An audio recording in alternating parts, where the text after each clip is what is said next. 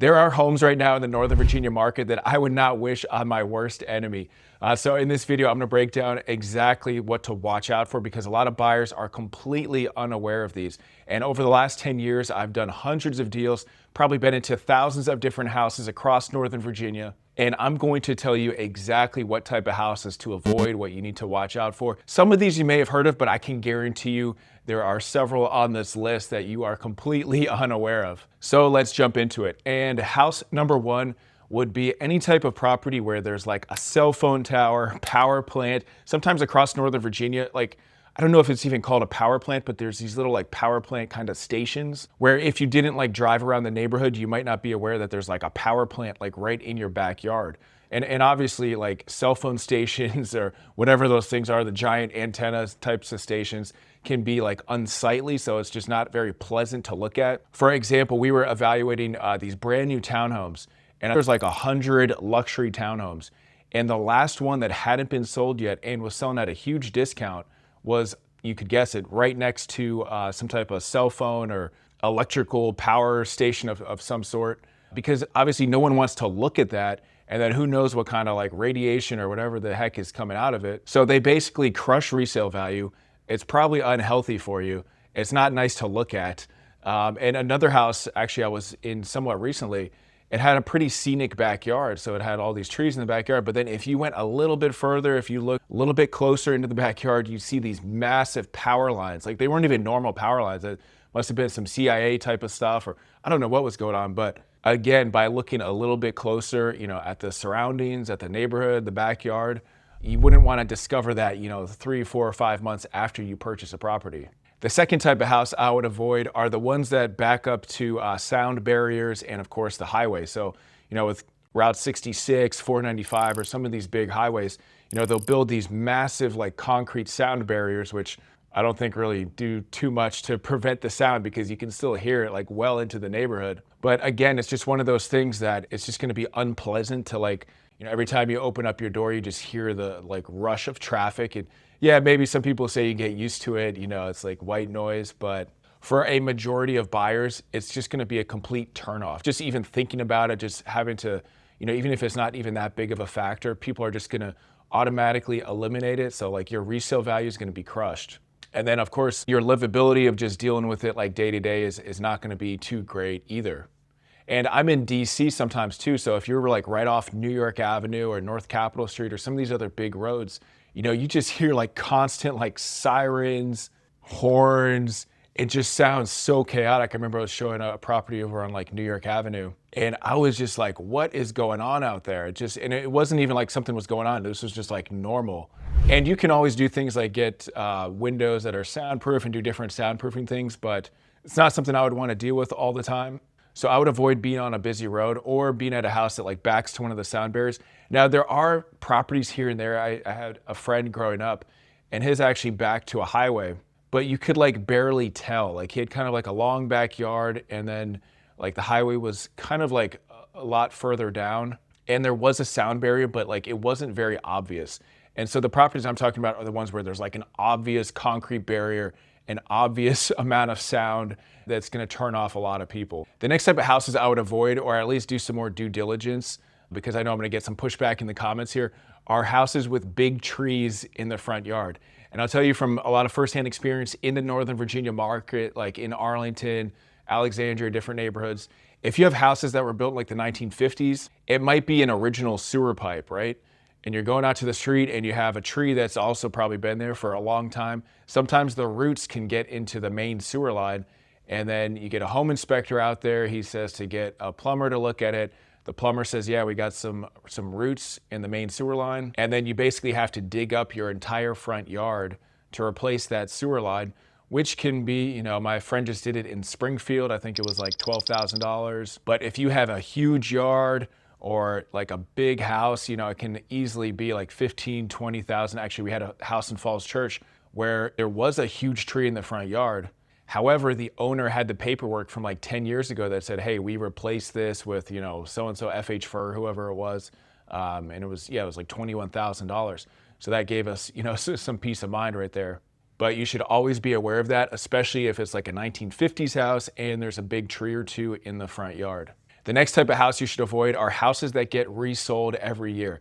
And I tell this story a lot, but there's this house in Arlington, and it is kind of on a busier road, but I don't know, maybe the house is also haunted because I've never seen anything like this, but it seems like every single year the house goes for sale and somebody buys it and then relist it with somebody else like the next year. It's insane. I almost want to tour it because I'm like, what is going on with this house? But obviously that would be some type of red flag.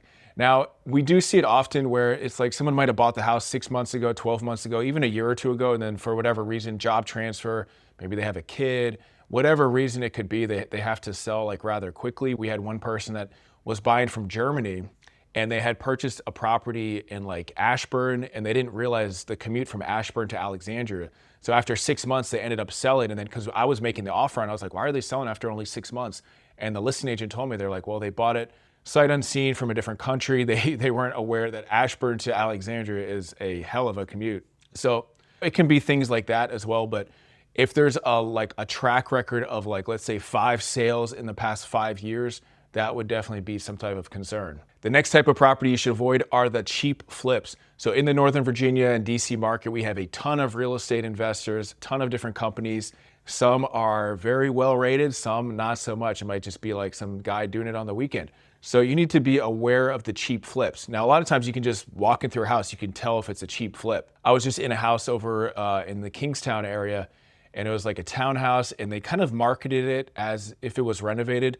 And it was like new flooring, but it was like very handyman style done. It was like this cheap vinyl flooring that wasn't even put together that well. And then the painting wasn't very nice. The house was cold. It had a smell to it. So they did do painting, they did do new floors, there were new appliances, but it just didn't really have a nice feel to it. And anytime they're cutting corners on stuff like that, they've probably cut corners on other things. Like you're probably gonna have to replace major systems. They probably, just threw some paint, threw some new flooring and called it renovated. So there's some investors that I would love to purchase houses from. They do a great job, great quality workmanship. So it's not to say all flippers or investors are bad, but there are definitely some that just throw some paint on it and put new appliances and call it completely renovated. And it's okay to buy a house like that. Just make sure you're not paying like top of the market prices. Make sure you're comparing it to ones that basically just have a new coat of paint and maybe new cheap vinyl flooring. Because a lot of times what I see with these cheap flips is you might buy it, but then you're gonna have to completely renovate the house right after you purchase it. Hey, it's Jeff here, and real quick 10 seconds before we get to the next type of house, if you're looking to buy or sell in the Northern Virginia market, reach out to my team and I below. We get calls, texts, emails every single day from people like you looking to move to the Northern Virginia market, and we would love to assist you. And also be sure you're signed up for my Northern Virginia weekly email newsletter in the link below. Even if you're not buying for 1 month, 12 months, whatever your time frame is, it's always a good idea to stay updated on this market. The next type of house to avoid is one where you don't research the neighborhood. So if you're coming from a different state, country, whatever it might be, you should always just start by like Googling the neighborhood. You can become a neighborhood expert almost just by reading 5-10 articles, read some Reddit threads about the neighborhood, watch some YouTube videos. That would be a good place to start. You want to get a sense of the neighborhood, what's coming in, what businesses are shutting down, are there big road developments? You want to have like a good general idea of like what's going on in the neighborhood. And another thing you can do is actually talk to the neighbors, because some neighbors will tell you everything about the neighborhood or even a building. I remember this one condo building in Arlington. We were getting off an elevator and my buyer asked somebody getting off, they're like, how is this building? And the lady just went crazy. She's like, this building is terrible. They do this, they don't do that. The heat has been out, whatever it was. And so that was some pretty good like insider info. Now the front desk person was like standing like 10 feet away from us. And when that lady left, she was like, literally everything that lady said was a complete lie. So there might have been a little bit of truth to what both people were saying, but probably be worth it to do some more due diligence if you find out like, oh, this building's terrible, this neighborhood's terrible. Maybe we ask other people to see what's really going on. And also just like driving around the neighborhood is good, so you can see if there's like a liquor store next to you, or maybe there's a park, an incredible park, just a block or two away that for some reason wasn't mentioned. Or maybe there's a homeless shelter, or maybe there's a brand new Whole Foods going in. There could be any number of developments, good or bad, but it's just something you should be aware of. And if you're out of state, out of the country, you can do Google Street View and just click through the neighborhood. Usually it's somewhat updated. Ideally, you want to be there to just drive around, but you definitely want to like research, have a good general idea of the neighborhood before you purchase a property. Next up, I would avoid purchasing a property right next to a pickleball court. Now, I know a lot of you probably watching this might play pickleball, might enjoy pickleball, but the sound can definitely be pretty loud, pretty abrasive. If you Google pickleball lawsuits, there are like hundreds of pickleball lawsuits across the country just because the sound carries so much. There's a few lawsuits now, I think in Arlington, where the neighbors can just hear people playing pickleball nonstop. The sound can be a real issue. And you can do things with your windows, like get like soundproofing material to put over your windows and things like that. But it's definitely something to be aware of. And I definitely play a little bit of pickleball here and there. I've actually been to the original pickleball court in Bainbridge Island, which is like the most scenic place you've ever been to off the coast of Seattle. So I do play some pickleball. I'm not against pickleball, but just be aware if you're gonna buy near a pickleball court, it's gonna be pretty noisy. The next type of house to avoid is one with like a steep or unusable backyard. So there's a couple reasons for that. Like a lot of people, in terms of resale value, a lot of people, I would say, want a yard. Basically, more people want a yard than don't want a yard. Like a lot of people just want like a hassle-free type of yard, but it's nice to have like some flat space at least to run around. And not only that, but if you have like a super steep backyard, obviously you could have potential water issues. And even if you don't have water issues, a lot of future buyers might just see the very steep backyard and just assume that there will be water issues at some point. So it's gonna scare away a lot of people. And there are ways to work with like a super steep backyard. I remember I was in this house in Arlington where they had built in this like cool like patio area with like, or cabana area with like a TV, almost like built into the hill. And then they had this cool like terraced like step up backyard. So they had made the most out of it. And it kind of did have like a little bit of a wow factor, but you're still not gonna be like throwing a football in that backyard, playing soccer or anything like that. So there are ways to work with it if you're a little ambitious, but for the most part, I'd probably stay away from those types of houses. Next type of house to avoid are ones that have cigarette smoke. So for whatever reason, some people just like to smoke in their houses, destroy their property value, in some cases ruin their property. But you'll see it in different neighborhoods, Arlington, Falls Church, Fairfax, been into plenty of houses where you're like, why is this house still sitting on the market? Why is it so much cheaper than every other house? And then you walk into the house and then you realize, okay, the whole house reeks of cigarettes. So myself personally, I would actually buy a house that had cigarette smoke because there's so many resources out there like ozone machines, obviously just painting the house, stripping out all the carpet. There's so many different things. There's a whole industry around like getting rid of cigarette smoke, but it's still not a guarantee. So it's like, if you're very sensitive to smoke, you can do all this work and then you still might have some lingering, smells. So unless you're super ambitious and are okay that it's not going to be 100% that you'll get rid of the smoke, I'd probably stay away from those types of properties. Now, the next type of house I was going to say are houses in flight paths where, the planes fly over. But I live in Arlington, grew up in Arlington, and at least in my personal opinion, it seems like everywhere in Northern Virginia is in a flight path. So in my opinion, you just kind of get used to it. One of my good friends lived over on 501 Slater's Lane, the Marina Towers building over near Old Town Alexandria. And it's right along the Potomac River, literally right next to DCA Airport. And so you would think people would have an issue with the planes flying over, but you kind of just get used to it. It's a super popular building. And obviously Old Town Alexandria has some of the most expensive real estate in all of Northern Virginia. And that's directly along the flight paths. So we used to sit out on this balcony. We would watch the planes come and go. And that's actually a very underrated building. You have a tiki bar, you have a pool, you're right on the water. And they're doing that huge development over there. So you definitely want to get the units facing the water rather than the ones facing the parking lot. So in my opinion, at least in the Northern Virginia area, you just kind of get used to the flight paths. But if it's something that you think might bother you, it's definitely worth doing some more research to seeing exactly where the planes come and go. Next type of house you should avoid are ones where you haven't researched the actual commute. So you might find a gorgeous house, but if you haven't researched the commute in detail, don't just spend 5 minutes. It's worth reading what other people have done, looking at Google Maps during rush hour. And I actually have an app that will show you approximate times during rush hour, how long it will take. So I can send that over to you if you're interested. But like any major city, we have a lot of traffic. So if you're commuting from Centerville to DC, that can easily be over an hour commute, probably a good amount longer than that. And some people coming from out of town, they might not be fully aware of the commute. Like I mentioned, the person that was buying from Germany, they bought a house in Ashburn, they were commuting to Alexandria. they were not fully aware of that commute. And as a result, they ended up selling like 6 or 12 months right after they bought it. And then my buyer, we got a great deal because my buyer wasn't commuting to Alexandria. So if you're going to buy in Ashburn, you know, you're going to be staying around Ashburn. You're not going to be typically commuting to DC, or at least I wouldn't recommend it. The next type of house you should avoid are ones where you don't get a survey done. So when you're buying a property, the title company will ask you if you want to get a survey. You should 100% always get a survey, whether you're buying a townhouse with a tiny little yard or a single family house, especially if you're buying a single family house with a huge yard.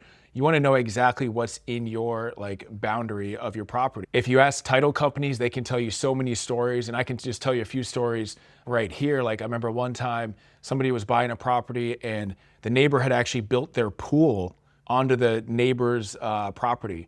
So if you hadn't done a survey, you wouldn't have realized that someone built a pool on your yard. And so in that type of scenario, you know, you work with the title company, you work with the neighbor, you try to figure out some type of resolution there. I remember another time where it was a house in Arlington, and this property had been abandoned for like 5 or 7 or maybe even 10 years. And the neighbor had been parking their car in this person's driveway.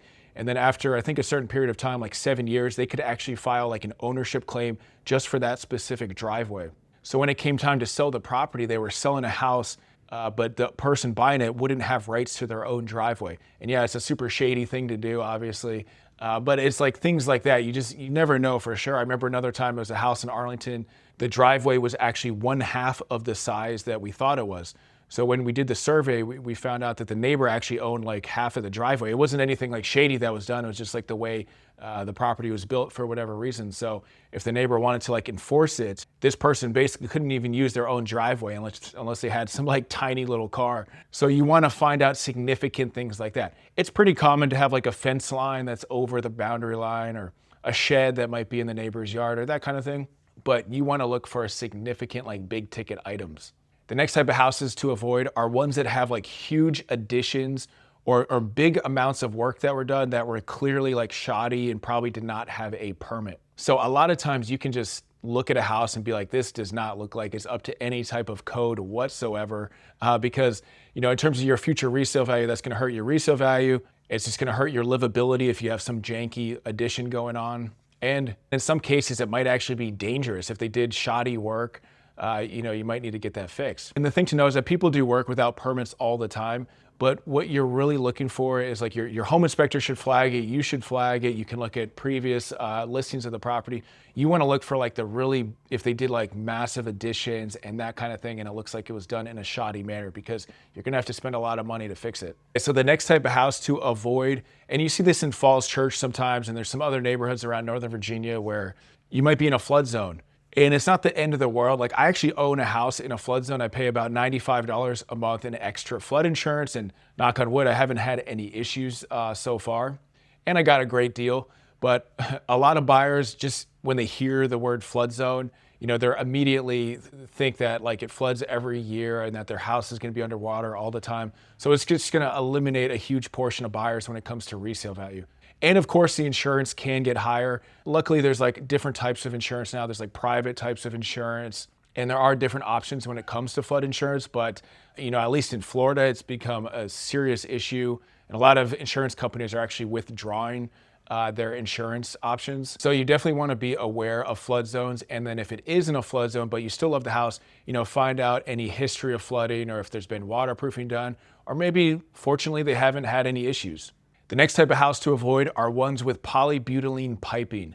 So this is common in like Kingstown, Alexandria. I think Centerville has some neighborhoods like this. This was like gray piping that was common, I think, in the 70s or 80s. But anytime a home inspector sees a house with polybutylene piping, they'll tell you to basically replace all the piping. And I actually had a condo in Kingstown. It was a 2-bedroom, 2-bath condo. I had to replace all the piping. I think it cost me about like $6,000 or $7,000, but that was like 10 years ago. So obviously, if you're doing an entire house, an entire townhouse, it might cost you $10,000, $15,000, $20,000, $30,000 to replace all the piping. And it's not to say to just completely avoid houses like this, because you might be your dream house, but then it has polybutylene piping. You should just factor in that you're going to need to spend a significant amount of money. It's something where you would definitely want to get a few bids, because it might not be as expensive as you thought, or maybe it will be more expensive, but it's something you definitely want to get a second opinion on. And it's funny because I feel like I've bought a lot of these properties that I'm telling you to avoid. But look, any type of property at the right price could be a good deal. You just want to make sure you do your due diligence and are aware of these factors going in. And if you are looking to buy or sell in the Northern Virginia area, reach out to my team and I below. We get calls, texts, emails all the time from people just like you looking to move to the Northern Virginia area. And I'll see you in the next video. Bye.